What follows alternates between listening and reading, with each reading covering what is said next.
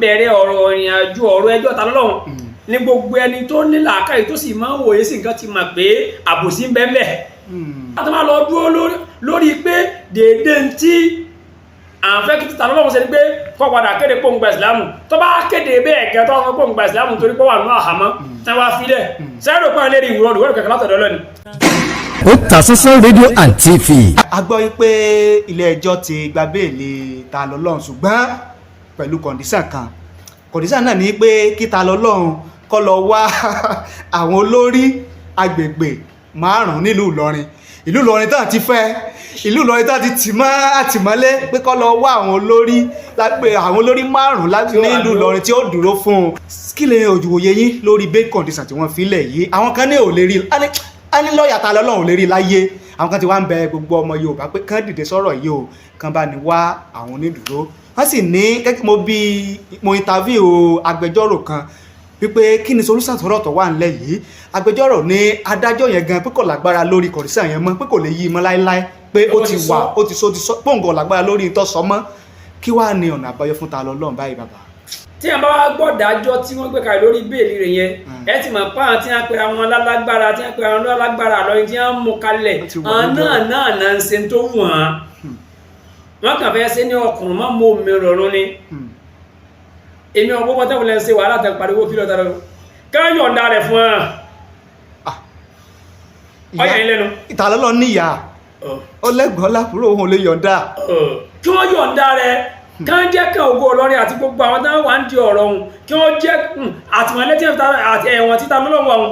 ibẹ̀ báwọn wọn ti gba promotion wájú Ọlọ́run wọn ti wà lè jẹ́ náà látàgbé wọn jù ẹ̀wọ̀n.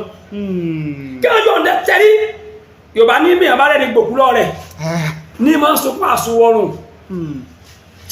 ẹ̀gbọ́ lóòótọ́ kò rọrùn ẹ̀wọ̀n orí bí ilé ètò kan lórí rédíò ọlọ́mọ máa ṣe alérò wọn ṣùgbọ́n pẹ̀lú títẹ̀lẹ̀ yìí nítorí pé kálukú tí bóde ọlọ́jà àpẹẹlẹ tí wọ́n ń fún ọ lórí ọ̀rọ̀ ìjẹ́ wọ́n jẹ́ kí ìyapa wọn ká yọ̀ǹda ẹ̀ fún wọn káwá wo ìtí ó mú bọ́ ọbẹ̀ ṣé ká ti àpẹẹrẹ kọ́dà káwá mọ́ ta lọ́bẹ̀ẹ́sẹ̀ mú kí adájọ́ wa dájọ́ kú fún mo fi sọ ni o kàtọ̀ pé àwọn bẹ́sẹ̀ wá mú lọ́wọ́ gbogbo agbára tí ń lò gbọ́n tẹ́pẹ́ àwọn nìkan àwọn akọ̀rọ̀jọ pọ̀ àwọn alọ́dá o Ta Ọlọhun adájọ́ kú fún kálọ́pá àwọn apá ǹjẹ́ á ti wá gbà nínú ìrò pé nígbà Ta Ọlọhun bí wọ́n ṣe páwọn ó ti pé kábọ̀tò rírú èèyàn tí ó tó dìde bí Ta Ọlọhun mọ́ àwọn bíi 25 rẹ̀ ni ó padà nílẹ̀ kan náà ṣé bọ́lọ̀ ń lọ lẹ́sìn àbí ṣùgbọ́n mo gbọ́nù ọ̀tá kan sọ wọ́n ní kí sọ̀rọ̀ ẹ̀sìn ni pé ọ̀rọ̀ pọ̀ bá wọn ló kọjá làwọn ẹjọ́ ń jà sí tọ̀ fúdí eléyìí bí ẹ bá tá a bá jọ wò dáadáa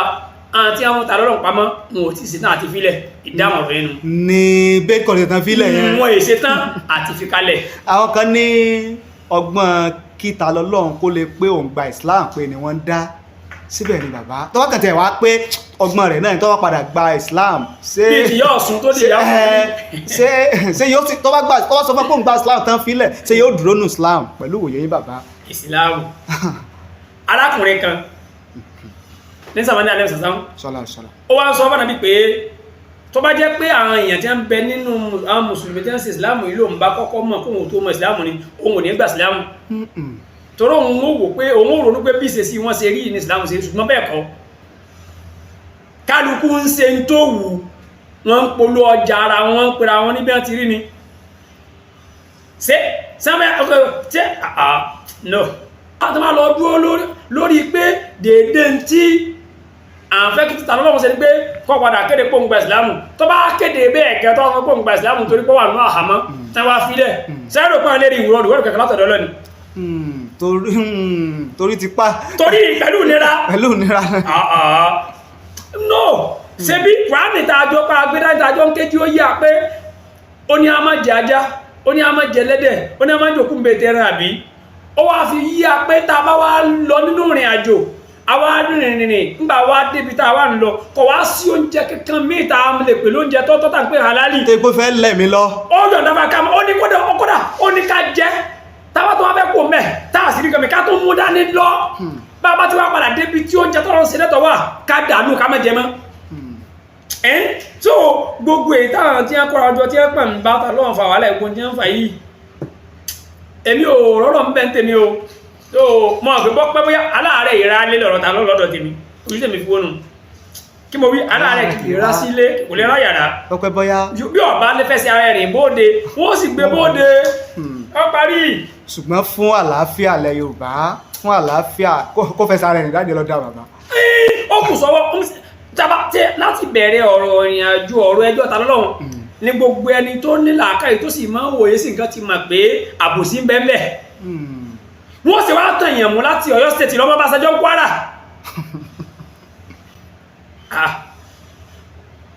ọ̀rọ̀ tí ò ṣe é gbọ́ ni káṣọ gbọ́dá o bó ṣe ń bú ọjọ́ pé ń bọ́ káàkiri o ọwọ́ lọ Kwara state lọ́lọ́pàá wọn wá mú ń bẹ̀ òyẹ̀dú wọ́n dìdí wà láti bẹ̀ wá tẹ̀ mú níbàdàn ni tí wọ́n gbé lọ sọ́run lọ́ba ṣẹjọ́ lọ tó wá ti mọ̀ pé a ń fi ọwọ́ ọlá gbani lójú àwọn ajúlọ ni wọ́n ń lópo wọn lé lórí. ẹ ṣeun ibi náà ni a ti máa gé pété títí ìgbà mẹ́tì a tún padà wá sọ́dọ̀ bàbá nígbà tá a bá tún máa sọ tuntun míì lórí ìkànnì wa Otasansan rédíò TV Yorùbá. Bàbá wa tí a ti ń bá ṣe ìfọ̀rọ̀wérọ̀ látàárọ̀ àwọn náà ni bàbá wa Sheikh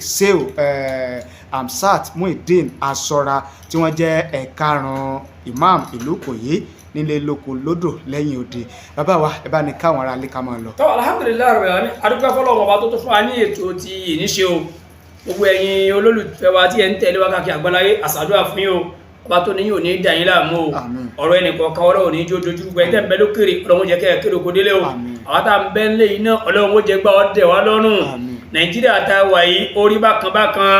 ẹ gbọ́ ọlọ́run wọlé àṣẹ rẹ̀ kó dákun kó jọ̀ọ́ kọfàyé wà lọ́rùn kó já yóò dùn gbé fún àwọn kọmọ̀jẹ́ àmọ́ kígbà yóò ṣẹ́ ọ̀dá nẹ́bí lọ́dọ̀ Ọlọ́run iléeṣẹ́ tí ẹ ti wá ń wò wáyìí náà Otasansan rédíò and TV ọlọ́run má jẹ́ ó bàjẹ́ jẹ́ ó túbọ̀ máa gbòòrò sí ní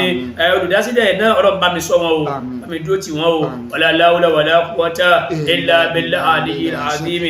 bá ní fi ẹ̀rọ ìbánisọ̀rọ̀ síta. ẹ̀rọ ìbánisọ̀rọ̀ wa gẹ́gẹ́ bá ti máa ń ṣe náà ní 08068669083 lẹ́ẹ̀kan sí 08068669083